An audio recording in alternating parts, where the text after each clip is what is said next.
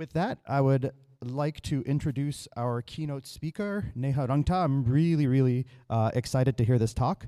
So Neha's background, she did a PhD at Brigham Young University on the topic of testing of concurrent software. And then I first met Neha when she was a researcher at NASA Ames, and there she did a lot of really influential work on symbolic execution.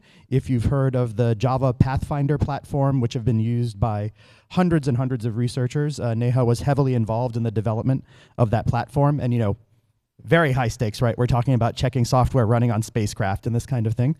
So really influential and important work.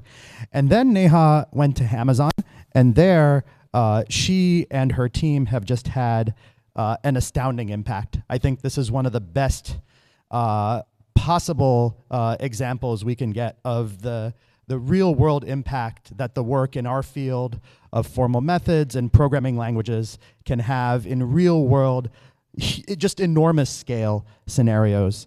So you may have heard about the Cedar language already this week with Amina Torlak's keynote. There's going to be another talk on that today. And that's just one of many products and services and systems that Neha's team has developed and invented and productized and made robust. So again, I couldn't be more excited to hear about more about this work and what goes into making this stuff real. So thank you so much. Thank you so much for the kind introduction, and thank you very much for Evan and Alex to invite me for this keynote. I am super excited to be here and talk about essentially what Manu said, is scaling formal methods to the order of billions, trillions, and quadrillions. So as Manu said, I'm Neha. I'm a science director in Amazon working on a wide variety of things. And it's interesting that Manu said, hey, I finished my PhD, and that's after that he met me. And when I did finish my PhD, which was in 2009, if you had told me, hey, Neha, in a few years, you'll be at this stage at Uppsala at SPLASH giving this talk about this scale of work, this scale of formal methods, I would have said, that's impossible. That's literally impossible. And the story I want to tell today is about making that impossible possible. So to begin this incredible story, we have to go back a little. And it begins with cloud computing. So a lot of you probably by now know what it is, but I'm still going to give a quick 30-second refresher on what is cloud computing. It's the on-demand delivery of IT resources via the internet, and you pay as you go. So you're not using anything. But in a more programming languages, because as we heard earlier today, everything's a program. So everything in the cloud is a program. Now, if you think about what the cloud does, is it gives you a function whose return type is a computer. Now, oftentimes we think of functions that return booleans or files or sockets, but now you have a function that returns a computer, which I think is pretty incredible. Because normally you think of computers that are on your desk, under your desk, in your data center, but we never thought of like a function that returns a computer. And you can invoke that function to get a bunch of other computers. It's not just a single computer. And what's more interesting is it provides you a way to program with that function. Everything's a program because that's what the cloud is. And imagine you're building an application that uses a database. When your utilization of that application gets high, you can shard part of that database and put it on this new computer. And when that utilization gets low, you can just go and release that computer. You don't need it anymore. Now, this helps you scale up and down organically. You don't have to think about how many computers do I need. And when the utilization drops, there is another function, f-inverse, that allows you to release that computer. Now, with this, essentially these functions, imagine if you have a database that's also a function. And you can create your entire application with these sets of functions. The AWS console, it's essentially a web page. And that lists hundreds of services that are available to everybody. And they cover a wide range of use cases, including compute, developer tools, applications, integration, storage, media services, LLMs, databases. All of these are functions with very powerful return types. One example is what we call the Lambda service. That lets you run code without even managing any servers. So what you would do is you would call a function, which it'll create a server on your behalf. You can run your code, and then it destroys that server. Semantically, it is F inverse composed with your code, composed with F. And this is what we call serverless computing. Because here, even the server and the computer is completely abstracted away. When you get 1,000 requests in your application, 1,000 computers are created, used, and destroyed, all with an API, a single function call. And this is the kind of thing, what I feel is the impossible becoming possible. You now have computers and databases that are objects in your programming language. There's other functions here: reliable queuing, durable data store, fast key value pairs. All of these simple functions.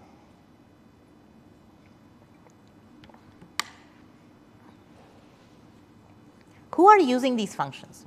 We have a broad set of customers across financial services, healthcare, telecom, satellites, public sector. They're all using these powerful functions to create and run critical workloads, store critical data. A natural question becomes, okay, you have all of these functions, but who is allowed to call these functions and when? Can an intern call F inverse on a database? Well, that depends. If it's on a production fleet, then no, you do not want that intern calling F inverse.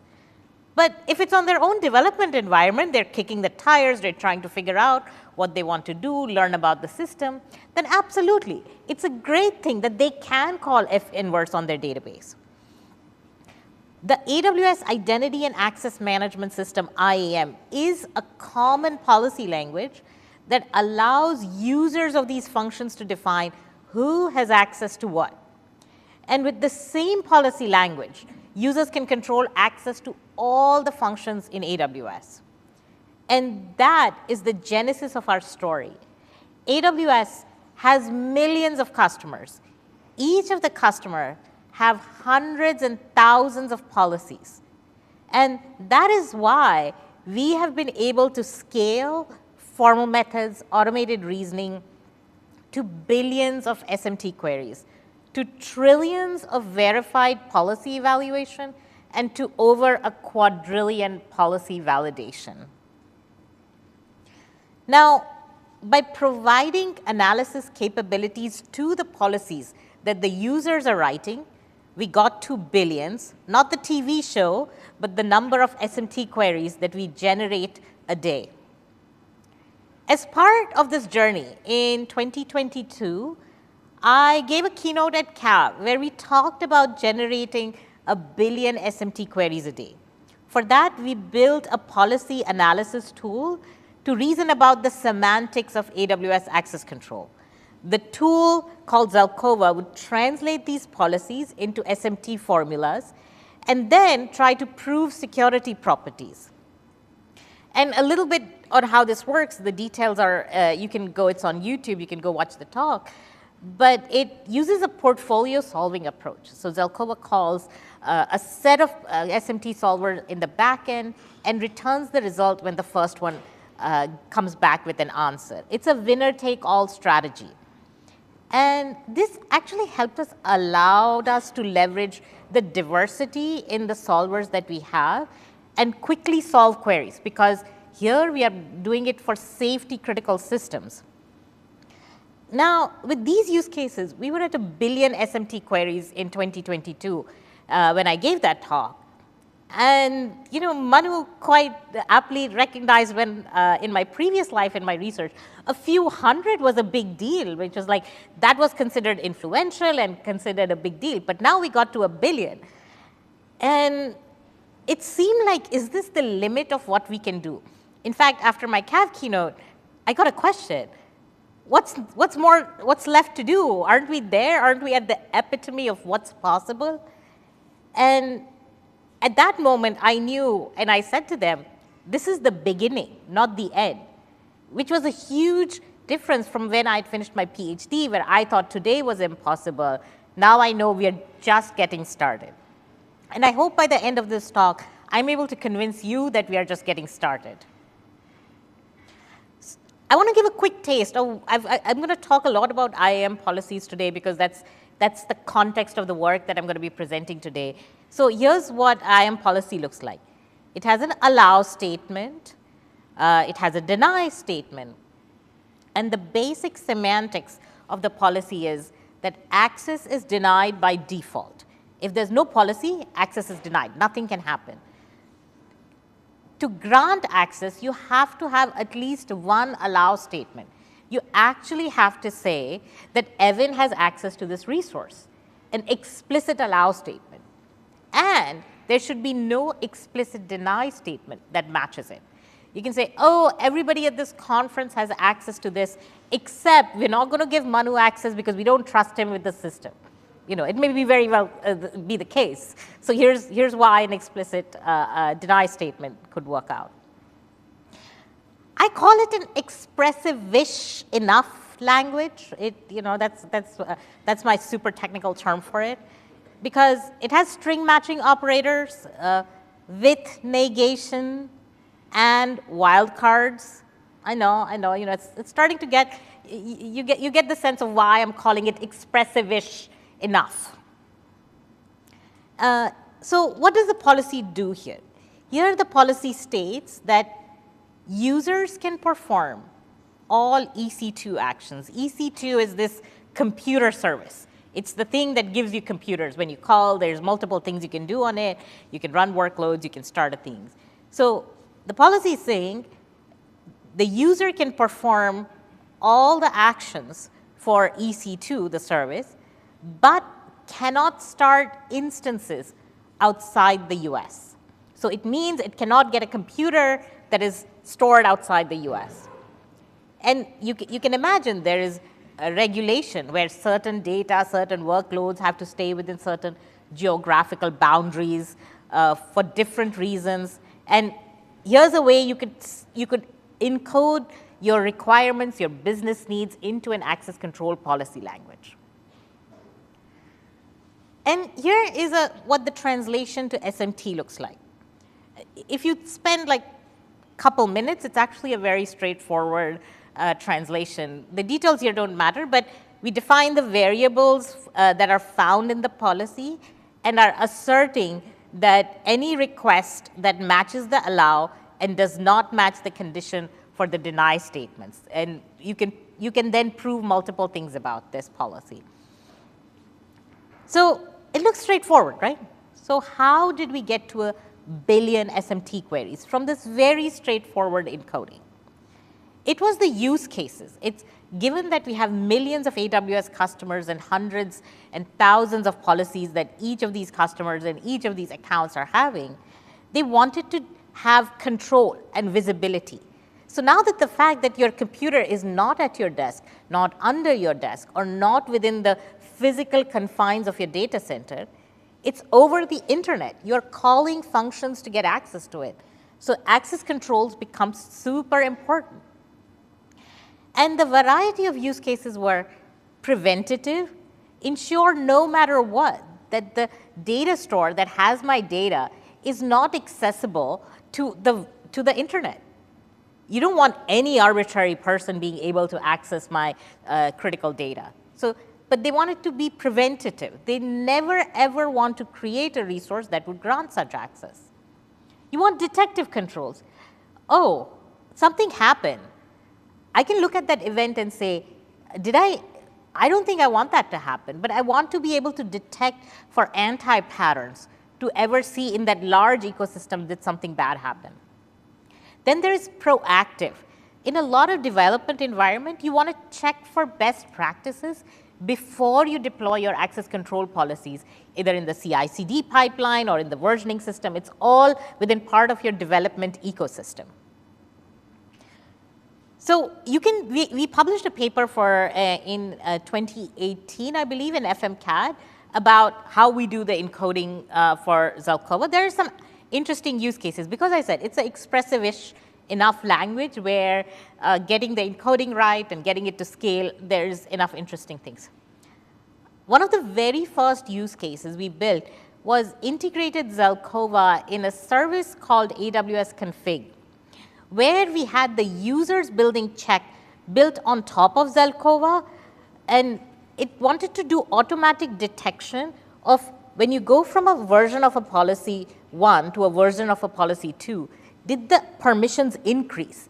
Because if it increased, there may be a risk of privilege escalation or you're giving more permissions than you require. And these are the types of checks that customers could just integrate in their CI/CD pipelines. It was a very powerful capability. We kept going from there. We went from the CI/CD pipeline world to a preventative world. So this paper, which we published in FSC, is about S3 block public access. Here, I believe this was a watershed moment for formal methods. We integrated a formal methods tool, an SMT solver, in the request path of a high availability, low latency service. It was a tier 1 data service. So how did we do it? The one answer is very, very carefully. The other answer is we said, what's the one thing that, one property that nobody wants? Nobody wants their data to be public unless you're hosting a public website. Other than that, why would you want arbitrary people to have access to your data? So this was a global property that we figured out how to do it. And again, there's nuances. What is public? Are people in this room the public? Are people in Pasadena the public? So that was our challenges of how to figure out how we did the specification. So please go read the paper if you're interested on how we came up with saying what is the public. And the reason this became the watershed moment is often formal methods is thought of as a nice to have. Like, oh, we can raise the correctness bar. Here's the designers are doing something in hardware, but then you'll have the verification engineers doing the verification in software. It's like, okay, we'll find these bugs, and if we find the bugs, it'll do better, or we'll do better test generation or prove parts of it.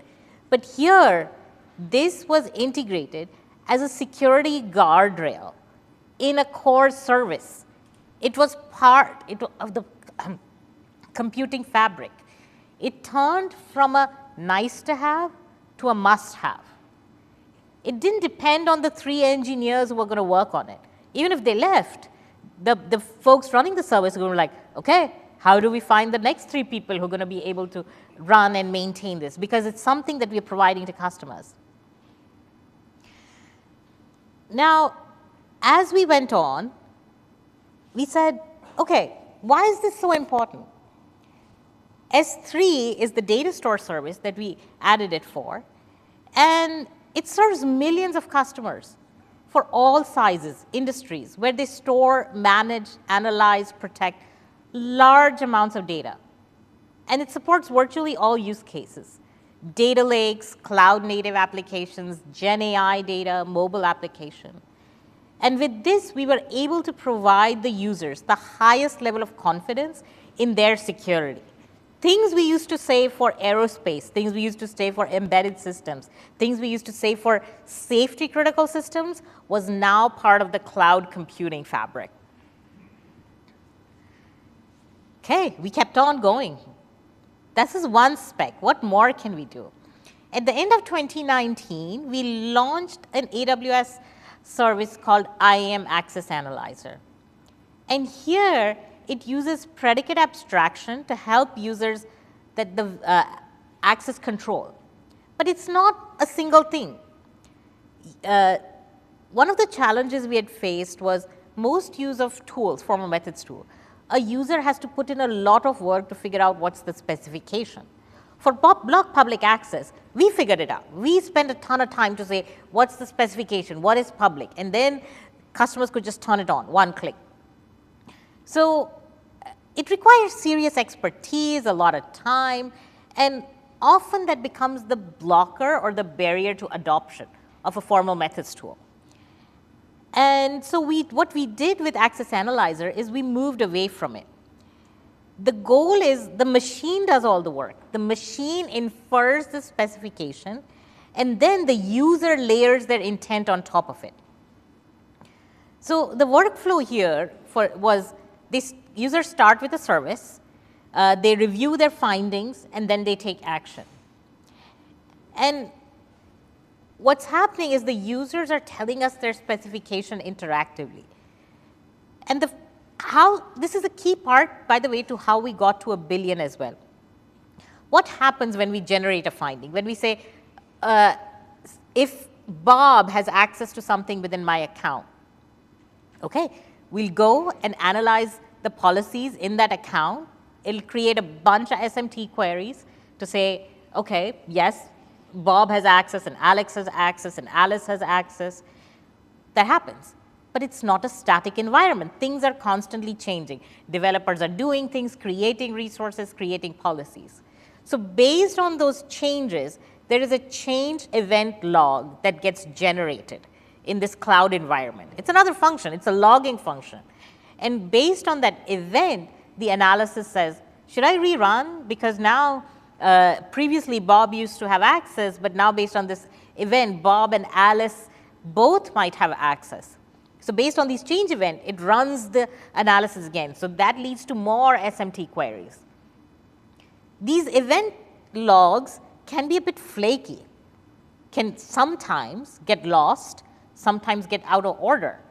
That can impact the soundness of our analysis. So how do we build a guardrail to protect for that? We build something, it's called an anti-entropy scan. What it does is every 24 hours, it does the entire analysis the way it did when you first turned it on. And this ensures any event that may have gotten reordered or dropped, no matter how small, eventually gets caught up. The system gets caught up and your analysis is complete. That leads to a whole bunch of other SMT queries. So now you can imagine with large customers, with many things, as they're doing it, this gets us to 1 billion queries. And this is not the end. We are continuously working to improve it. Earlier this week, you saw a talk by Changha on how we are actually now saying, based on logs, we can say, here's how you refine the policy. Here's how you remove permissions for somebody who's not even using it. Because maybe you had a developer who needed this permission 2 years ago. Now they don't need it. But as most things, you don't remember that I should go and fix it. But now, if you haven't used it, you can look at the policy refiner work that Changha presented on saying, oh, here's a recommendation for a policy that can just remove this unused action. Okay, so now we're done. We're at the 1 billion SMT queries. We are at a fork in the road. Where do we go from here? Do we declare victory on IAM? We've gotten to 1 billion. We've gotten to a place where no formal methods tool had gotten to before. Or do we double down on it? Continue, right? And the answer is we did both. You heard from Amina earlier this week on Cedar. You're going to hear from Craig later today on how he's going to talk about, we developed the Cedar policy language, which is for everybody who's not an AWS service. And I am going to keep talking about, for the rest of the talk, on how we kept going down the IAM path. That is where we get into trillions. We verified the engine that evaluates the IAM policy. I've been talking about symbolic reasoning of the policies that customer generates so far. Here, it's about the engine that runs in AWS, that when a customer makes a request, evaluates the request to say, should you have access or not. All requests made to AWS go through that engine, every single request, and we verified that engine. So here's how it works. The end users define policies, as we've talked about, on who can access what, who can delete this database, who can create it, who can put things on it. And again, it's a single policy language across 200 services. To perform some action on this resource, such as a write to a database, the user makes a request. And the authorization engine evaluates, given the policy, whether this request should be allowed or denied. This authorization engine is called a billion times a second. This is actually an outdated number. It's now called 2 billion times a second, but the official updated number is, a billion times a second. So let's imagine it's still a billion times a second. And if we do the math, it adds up to 86.4 trillion times a day. We come to the natural question. Okay, we want to prove that the policies being evaluated are correctly being evaluated. How do we go about doing it? We have I would say, a notion or a standardized process of how we would want to do it. It looks straightforward in theory. And in practice, I'm going to tell you about how we had to innovate across multiple dimensions. There was nothing we could just use out of the box. And trust me, we tried and looked. The engine that we wanted to verify is implemented in Java. It's historically done in Java. It's Java. So like, okay, what are some Java verification tools we had? We thought about using something like OpenJML or Key. What we realized as we did some experiment is these systems really struggled with complex Java features like exception handling, mutable state, heap manipulation, and the amount of work that would have taken to extend those tools or build a new tool would have just been too much. So we kept looking. I'll come back to what we actually used. And in the process, the other problem is there is a very clear divide between what we can model and what's the real world. And I've already given you a hint. At trillions a day, the reality is very, very real. It's more real than what we could have imagined or dreamed of. Let's just say that. But that's for later. That's hard. So let's start in the model land, where we've seen this before. We've seen this story. We've seen examples of this. So the first step in our journey is to prove correctness of the IAM authorization. What do we need? We need a formal spec of what the IAM authorization does. Now, it's an existing system, right? So, okay, we can take elements of its design, we can take the history, we can look at code, and we can formalize it. If you're starting from a new system, the specification is written up front, but given that we are verifying an existing system, we have to take the specification of what the system already does. As I talk, we have a rich set of resources. We have public documentation, we have code, we have comments of code, we have people who've worked on this system for multiple years. So we start looking at the documentation, and it turns out the spec is there. Even though it's not formalized, the spec is very clear in most cases. One thing is deny by default. If there is no policy specified, access is not granted. And it creates a very good secure by default security property, because that's the kind of thing you need in a system where it's like, if I didn't say anything, nothing's going to happen. I know that for sure. Okay, we continue. explicit allow statements override this default deny. If everything's denied all the time, it's going to be a perfectly safe system, but not very usable. In aviation, we had said a plane that's perfectly safe is the one that never flies. You just cannot ever happen, but that's not a very useful example. So what this is saying is, if you have a clean slate, you have nothing defined, you write an allow statement that says, oh, Bob has access. You've very explicitly done something to grant access. And finally, you have an explicit deny that will override any allow statement. And this is actually a powerful property. When you see a deny statement, you know access will be denied. You're not worried about, oh, is there another allow statement earlier or later that can ensure that this is not going to happen. So we're going to dig into this theorem.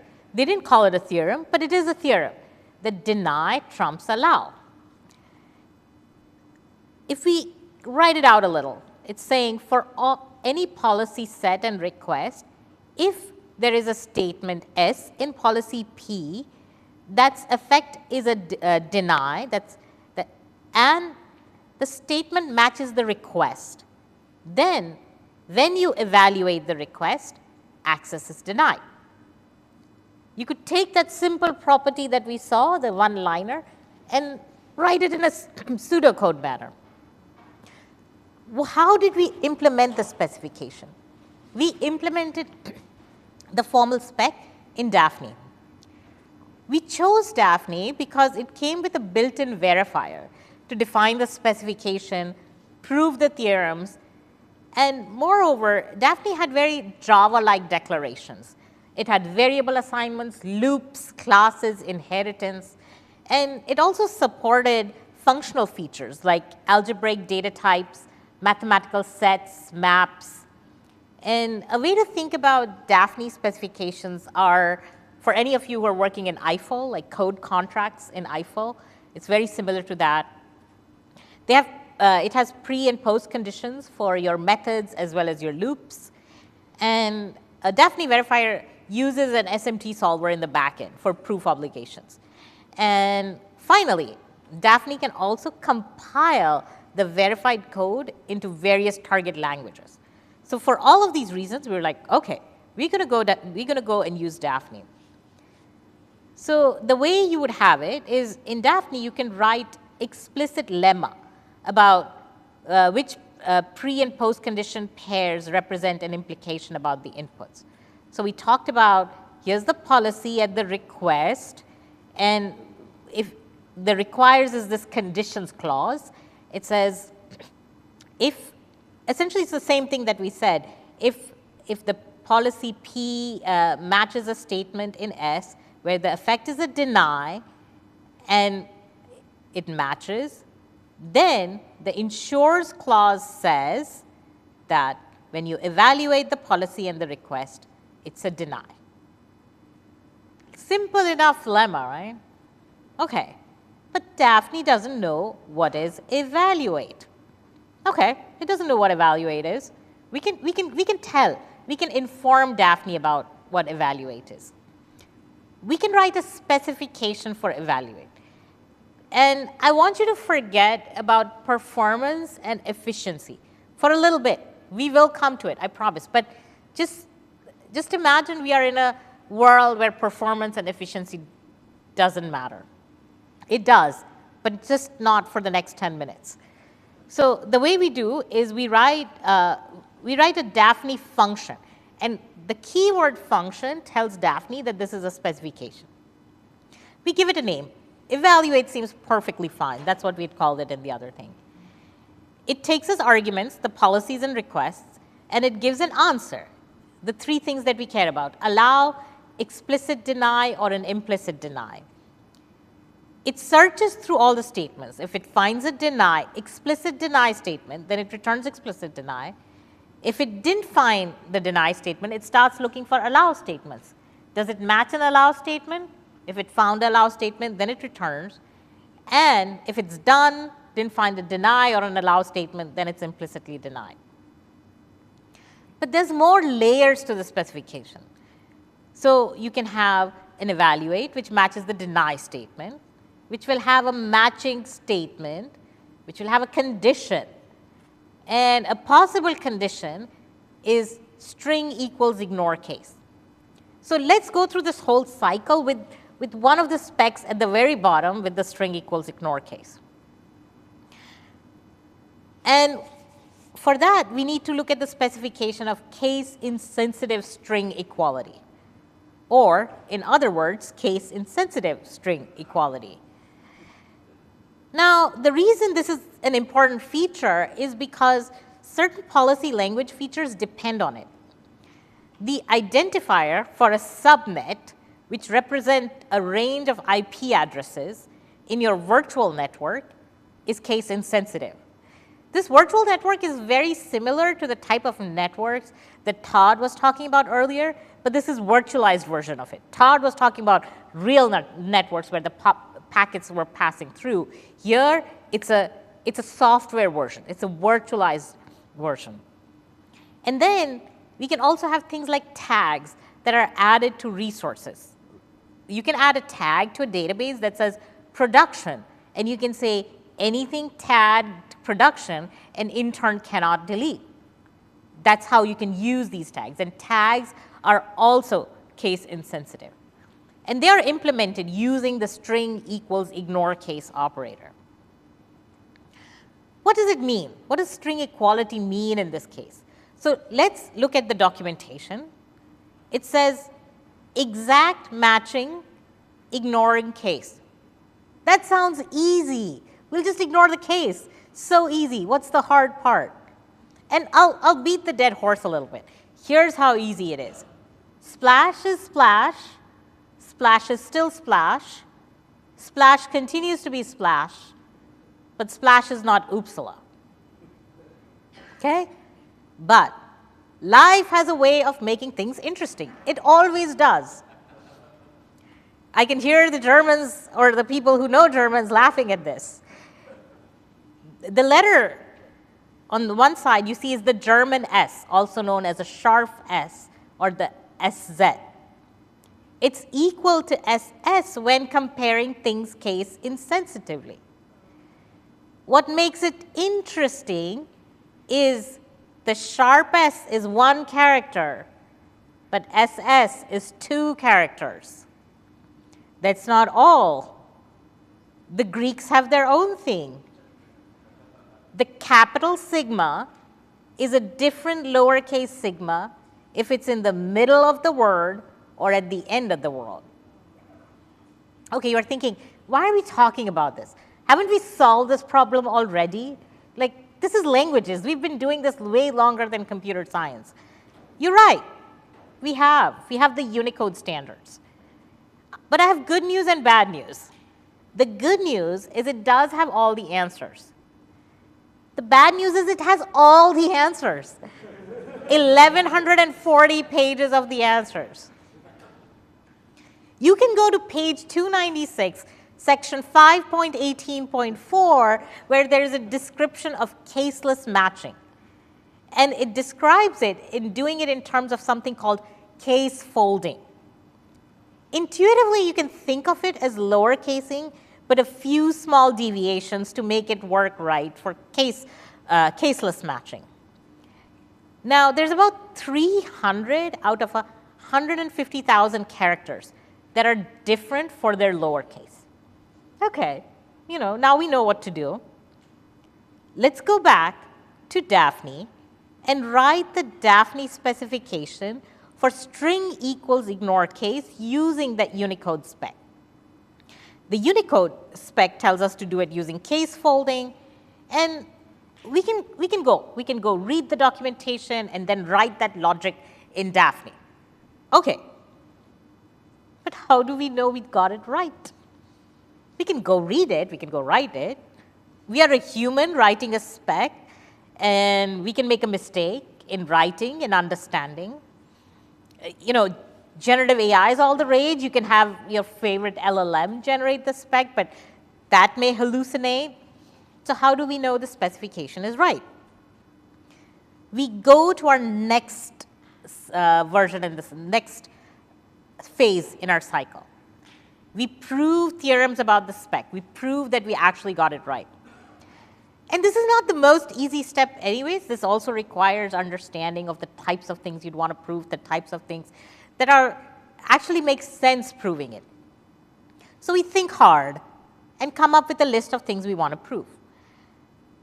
One easy one, transitivity. Strings should be transitive. Is A is equal to B and B is equal to C, then A should be equal to C. And if that's not the case, then we've made a mistake in writing down the spec. Okay, let's start that. Let's start that in Daphne. We say for all strings A, B, and C, if A and B and C are related, then A and C are related. Daphne can actually prove this without any help. This theory is relatively simple. And this is another reason we ended up using Daphne. Daphne did provide a lot of automation. For simple theorems, it can just go and automatically prove it.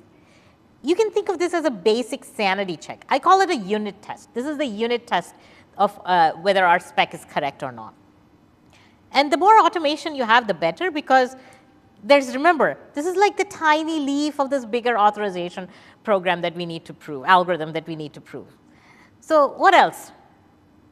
We can say, okay, actually the Unicode spec tells us that if you lowercase two strings and they are equal, they should be equal even when you case fold them. That's a nice property, a little bit harder than the transitivity one. We're like, okay, we can do this in Daphne too. For all strings A and B, if you lowercase a is equal to lowercase b, then A is equal to B. This is not completely automated, but with a little bit of work, we can actually prove this in Daphne. The nice property about Daphne is if we had messed up and gotten the implication wrong, we wouldn't have been able to prove the theorem. And in that sense, it provides a guardrail to ensure that the spec is what you intended. Okay, now we have some confidence that our spec is correct. It's doing what we thought it's doing. We have theorems, we have confidence, but are we 100% sure that our spec is right? Probably not, because confidence doesn't mean completeness. So we'll say, okay, let's implement it, because that'll give us another way to do it. It's something we can execute. Specs are for humans, and implementation is for the machines. The nice thing, we can start this implementation in Daphne. We don't have a different specification language and a different implementation language. Calling it a method in Daphne indicates that this is the implementation, and it's something that we are going to execute. But one other bit, we need to connect the implementation to the specification. And we do it using the ensures clause. Now, we name the result of the method call and tell Daphne, can you pretty please prove that the result is equal to the specification? Daphne's like, okay, cool, I'll do that. Easy peasy, because it's a simple theorem. For all strings S1 and S2, the result of the method is equal to the result of the specification.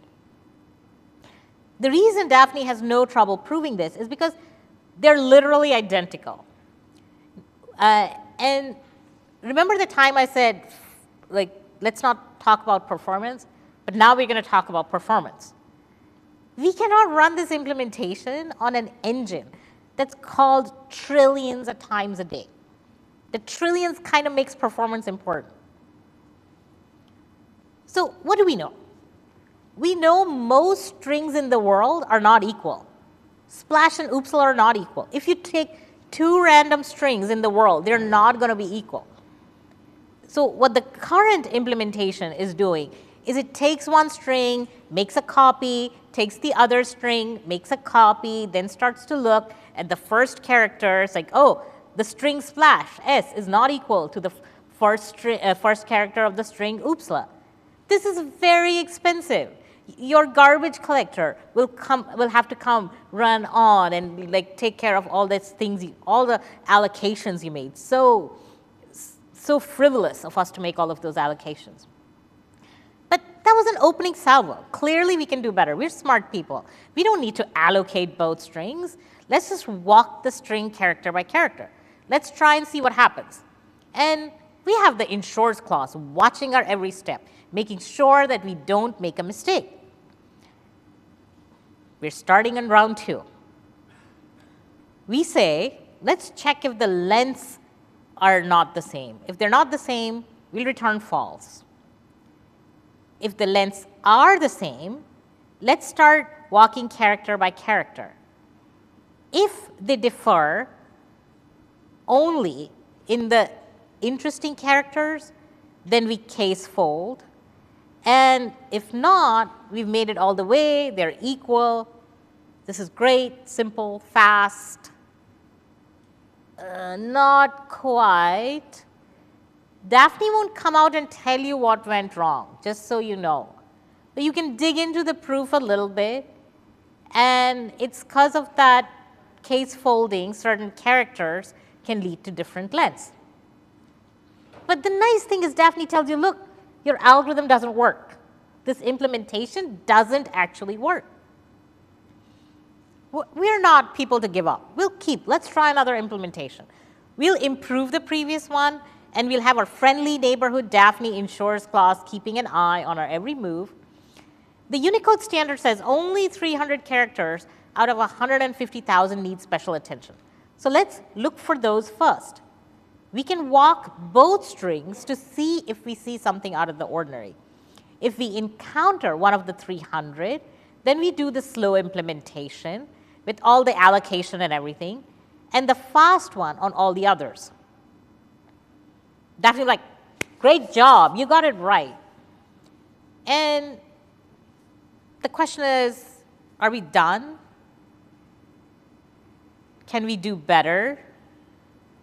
A system at this scale, you start to care about tail latency. Things at the end, you really care about it because you're still scanning entire strings. It's too eager. Can we be a bit lazier? Okay, we love lazy evaluation. It's my favorite kind of evaluation.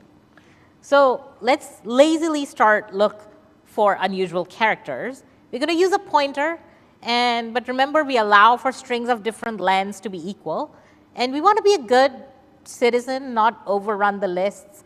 Technically, the ensures clause in Daphne is keeping a watch, but we as programmers have our own pride.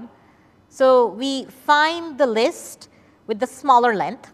We go character by character, looking for the 1 in 300. If we find one of those, we do the slow thing. If not, we continue. If they're not equal, we return false. Or if we make it to the end, we went from a one-liner to this much bigger implementation for just one of the leaves of our implementation. We returned, and Daphne proves it correct. But for this simple leaf specification, the code has become much more efficient, but far more complex. In the first version, you can look at it and be like, yes, it's right. In here, you're not so sure. Like, even the best of programmers would have to spend a bit of time, convince ourselves, do some test cases, really try to see, like, am I right? Is it not? And the proofs really help ensure that literally that we are not making mistakes. But remember this no free lunch thing that always comes in the way. Why can't we just do it all? Proof brittleness. Proof tools are temperamental. So for folks who've not worked with Daphne, it relies on multiple pieces of software working together.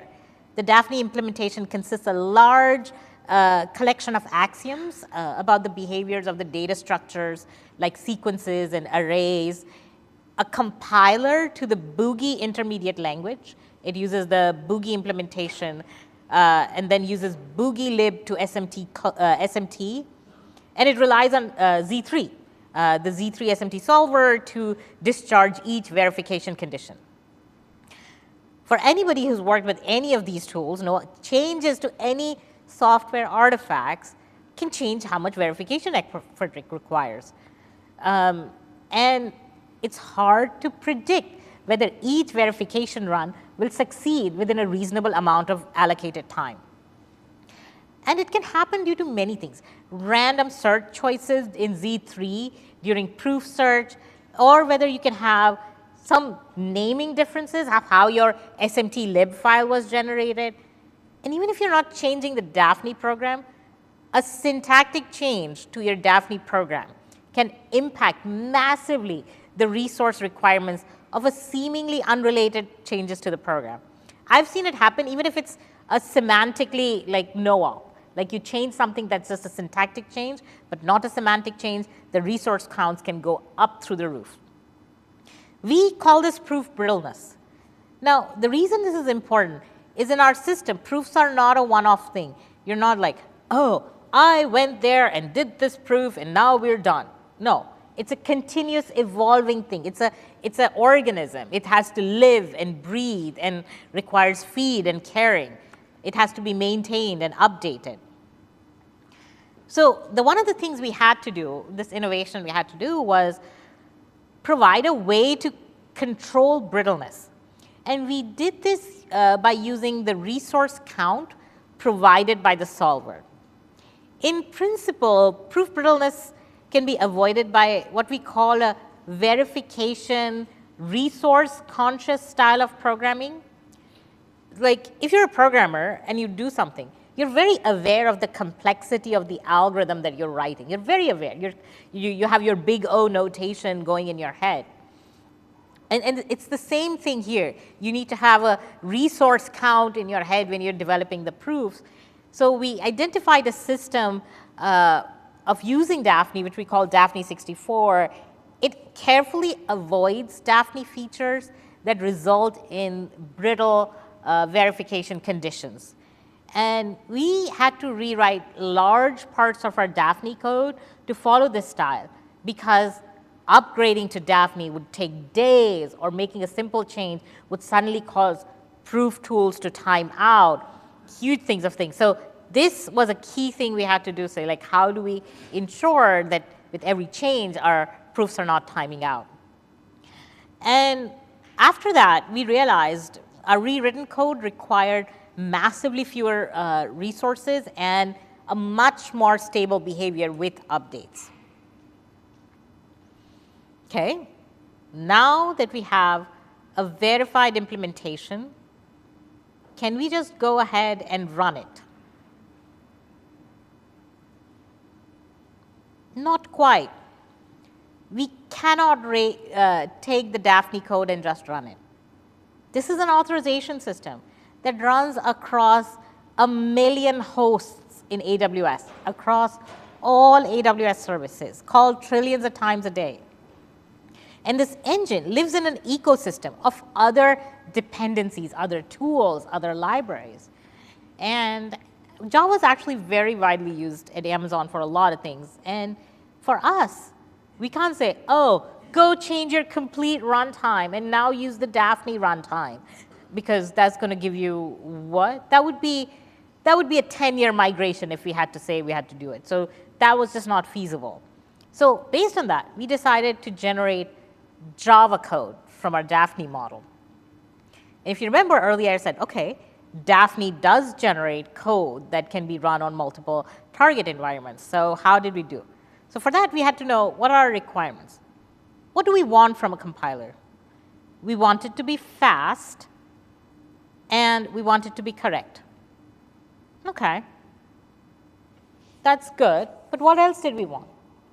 We added a new constraint. We said we wanted it to be readable. We wanted the code generated to be readable by humans. Generating code that machines can read is the easy bit. The reason for that was the authorization experts were Java programmers. And the ability to read code could help them understand, help us understand, are we doing it right? It would allow us to plug into an important existing development process, the code reviews.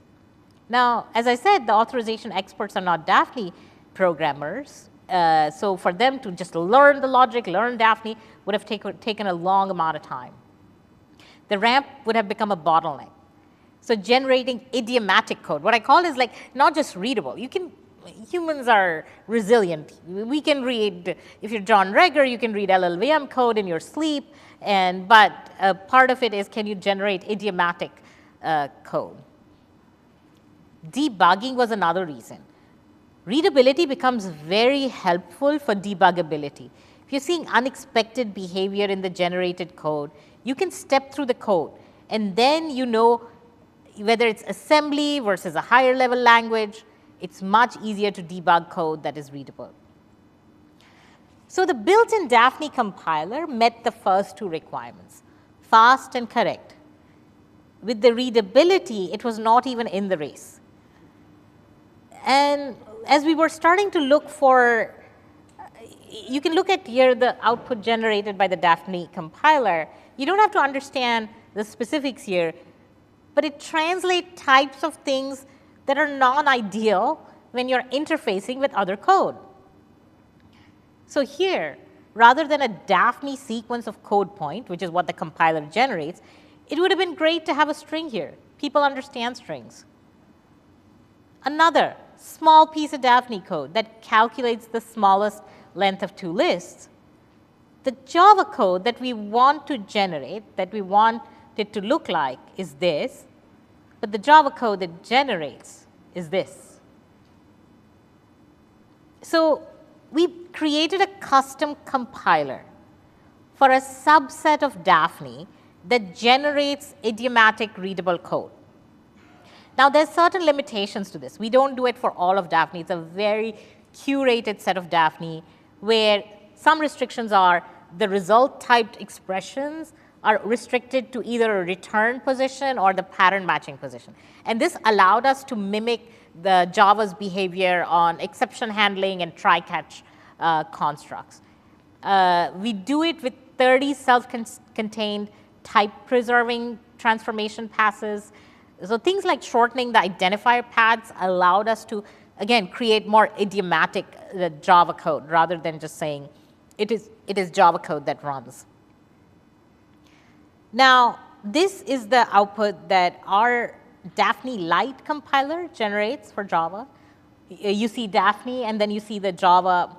And there's a pretty good, beautiful, logical connection between the two codes. So you look at the Daphne, you look at the Java code, and you're like, I see how they are connected. And it's idiomatic to a Java developer. To give you a sense of the size, it wasn't big. Like in terms of just the lines of code, it's not big. But it was tricky. It was about getting that your specs are right, your implementation is right. And you can see the development size is really dominated by the specs and the proof.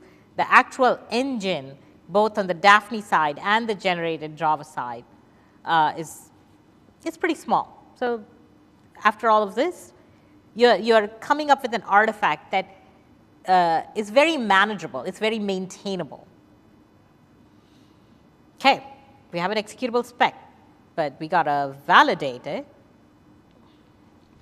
There's lots of things we can do. We know how to validate whether our implementation is doing the right thing. We have unit testing. We have fuzzing, like we do for all pieces of code. There's advantages. Like this is the real world people have a lot of experience with. We have industry standards. The Unicode committee actually publishes test cases for the folding. Python has a nice Unicode library. So we can fuzz our implementation against the Python one and make sure there's no difference. And if that gives us a difference, we know we're wrong because Python has been doing it for a lot longer. So when that happens, we restart the cycle. We fix our specification, we go all the way, we make sure the theorems still hold. If they're not, then the spec's broken again, we need to go fix it. We do the cycle, hope we regenerate the thing, we test our implementation, we generate the implementation, we iterate, and we do it until, the software engineering development life cycle is, similar to the proof engineering development life cycle. But remember, we're still at this bottom piece of authorization. We're going to essentially have to work our way up. From every leap, we're going to keep working up, match the conditions, match the statements. We come to the deny, come to the evaluate. So based on this one example that I provided, you can imagine, right? Like it grows in complexity, it won't fit on the screen. But you can imagine us going through that process. But I want to talk about this, right? Like I said, the reality is more real than one could have imagined or dreamed of. So how do we really know that we are connecting reality to the model? We've done testing. We're good citizens. We've done the effort. And this is an authorization algorithm that's called trillions of times a day. How do we do it? How do we bridge this divide? The answer, to get the confidence in trillions, we had to go to quadrillions. And this is a very, very true story. So we leaned into the fact that the old Java code that's been running in production happily for 15 years, and we've inferred our Daphne spec, we've read the documentation, we've created a Daphne implementation, we also have a new Java implementation. But what's missing is the connection between two pieces of Java code. We've been doing connections in all different places. There's nothing concrete here. The old Java code, let me tell you, looks nothing like the new Java code that we generate. You can't just look at the two and say, are they equal? There's no logical connection. We can't just lob the new Java code in production. We have no idea if it's different or not. What are we going to do? We've done those things, unit testing. Again, the same things, unit testing, fuzzing. But what happens when the moon's on the other side? We don't know. For that, the fact that authorization is already massively scaled, we implemented something called shadow mode. How does shadow mode work? It's very simple. The customer sends a request.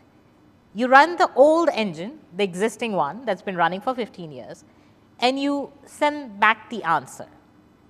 For the customer, if it's an allow, it's business as usual. If it's a deny, then it's a deny. But at the same time, you call the shadow engine. You do the exact same thing and run this new engine. And if there is a mismatch, you log it. Or you can log other things. If the new code is super slow compared to the old code, you can log it. You can think of anything that you can think of, and you can log it. You have metrics. As we were building this, my lead scientist on this project came to me and said, Neha, we've done a really good job. The team has, we have. We're very bullish. We'll probably see maybe a few differences.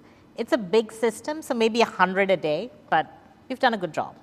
Like, okay, sounds fantastic. Let's rock and roll, see where we are.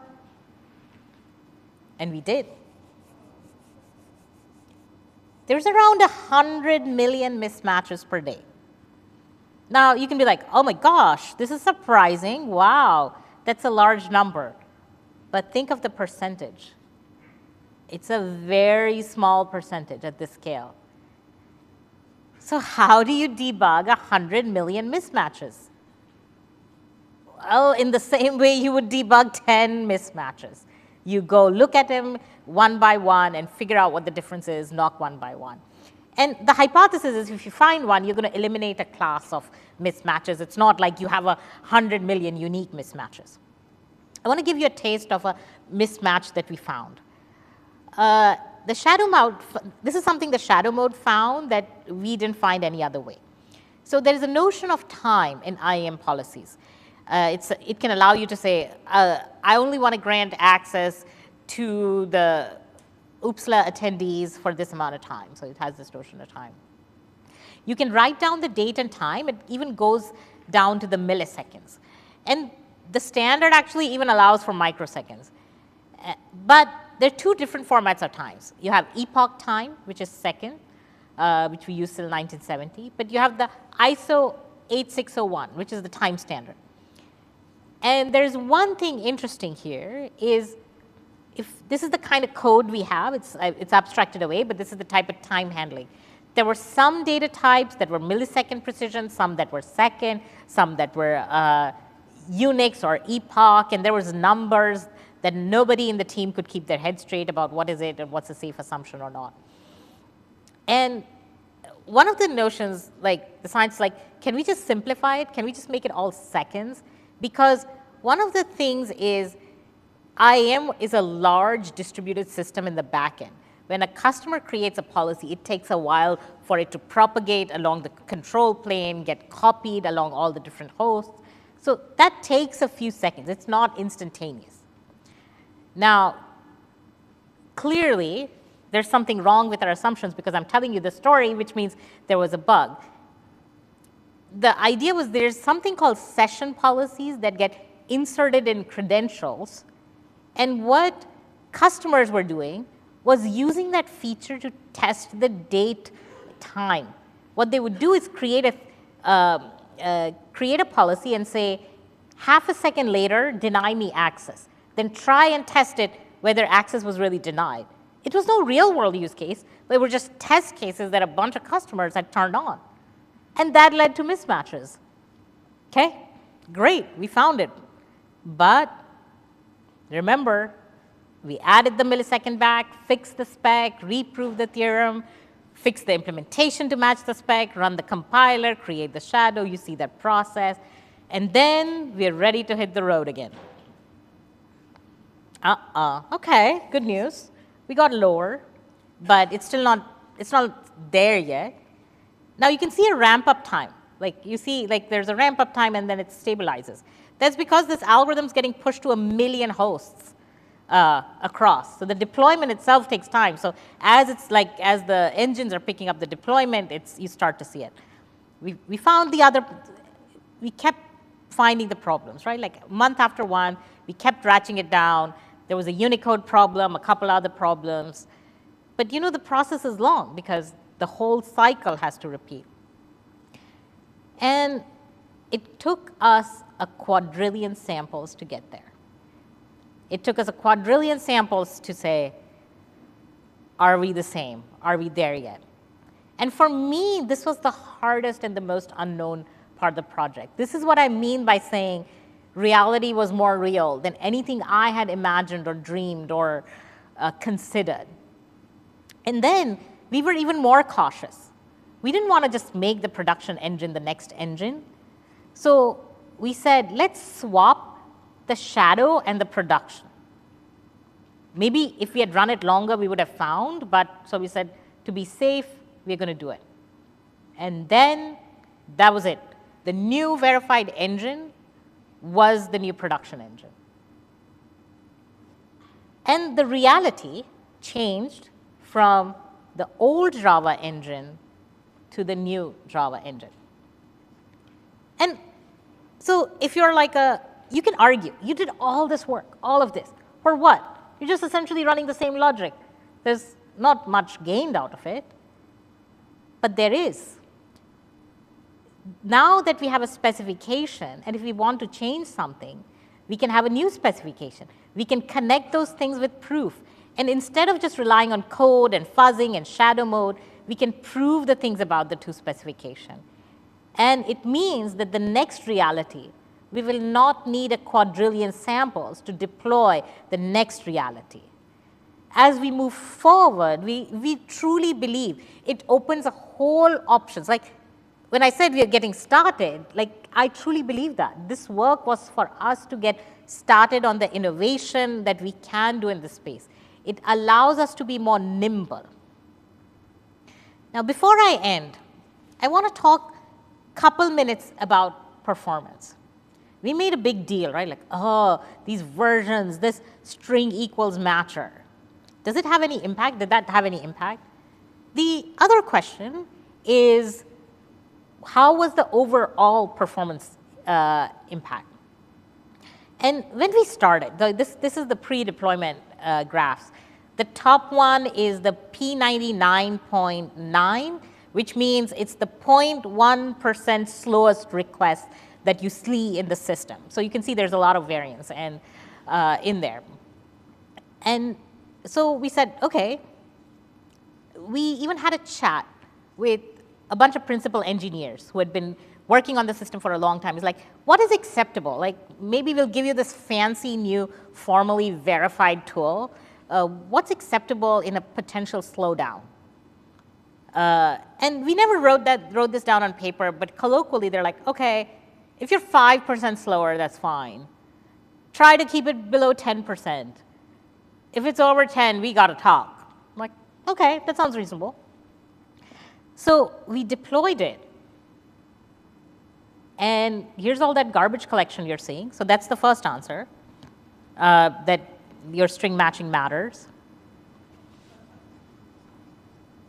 We were 65% faster. This was a massive result for the amount you can save in compute, in power, in customer experience. And why could we do it? We could do it because we had that insurance clause watching our back. The proof, we could do aggressive optimizations in things that people would not have even come close to touching because the ramifications, the impact, that wouldn't have been there. So while we started with a disjoint process, this was a hard road for us, saying like, how do we do it? Eventually, we were able to bring it together and have a way where the future cycle is not disjoint. It can live happily together. It can allow for these multiple evolutions in a way that is systematic. A question I've gotten asked, and this is what I want to leave folks on, was this a feat of science or engineering? It's a question we talk about internally as well. And here's my take on this. It is a feat of engineering made possible by decades of science. Like, we didn't wake up one day and said, oh, we're going to prove this and build this compiler and do this fuzzing and do this other validation.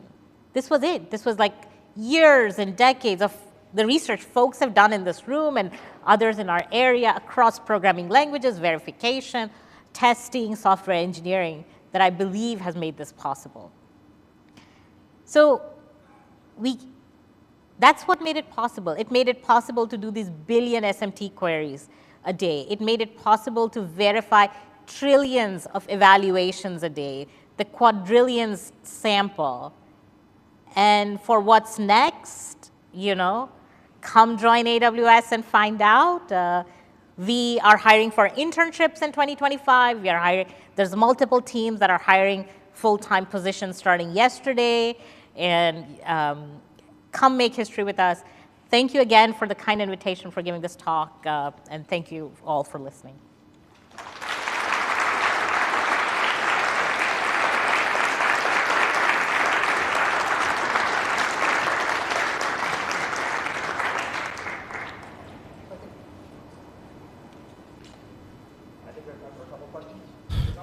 Yeah. Okay, good. Thank you. That was really inspiring, and I really like the whole cycle story with iteration and the big payoff in performance. So I kind of have an open-ended question. So I'm an academic who builds these tools, well, not as influential as Daphne, perhaps, but some of them, and I'm not at AWS. So what should be the takeaway for us, so who stay in academia and work on the tools that potentially might be used eventually? So I think it depends on the research area, I would say, but one way to think about it is and this is one of the things where it's like, for your tool or your technique, what is success look like for you? Like, is it a theoretical result? And, you know, often people say, oh, you know, industry doesn't use theoretical results. They use theoretical results that were like done 20 years ago. So part of it is, I really want to say to the broader community, there's no one size of success or impact. Like SMT solvers, they started way back when. Now they're to the point that we can use them. So I would say to anyone in academia, and this is not necessarily for you, like push on what you believe in, whether if it's theory, whether it's tools, if it's tools, really try to find sets of examples where you are looking at scalability. Thinking about predictability in tools is a big thing. If you are, the other ways is for folks who are looking for more engagement, like how do I know what's interesting in industry? Internships as well, but we also have, like Evan is one, like scholar positions where faculty can come part-time, spend their time at industry, sabbaticals, but this may not be a very satisfying answer, but really do what you believe and are passionate about, because that's the thing that's going to have impact, whether it's theory, practice, applied, all of those. Thank you.